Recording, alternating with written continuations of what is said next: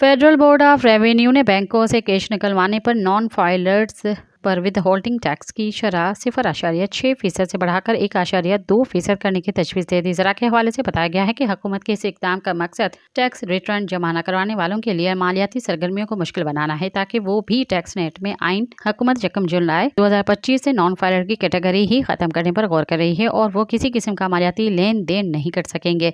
इस सिलसिले में कौमी असम्बली की कायमा कमेटी बराए ख़जाना और रेवेन्यू ने टैक्स कवानीन तरमीमी बिल 2024 की रिपोर्ट मंजूर कर ली है, जिसके तहत नॉन फाइलर के मुआशी सरगर्मियों पर सख्त पाबंदियाँ आयद की जाएंगी और ये तमाम इकदाम आइंदा फाइनेंस बिल 2025-26 के जरिए नाफिज किए जाएंगे। फ़िलहाल नॉन फाइलर्स अगर एक दिन में 50,000 रुपये से ज़्यादा कैश निकलवाने की कोशिश करें तो उन पर 0.6% टैक्स आयद होता है। इसकी शरह अब दोगुना करके 1.2% करने की तजवीज़ दी जा रही है। सब्सक्राइब कयो अवामी न्यूज़ HD के ताज़ा तरीन ख़बरों ला ॾिसंदा रहो अवामी न्यूज़ HD।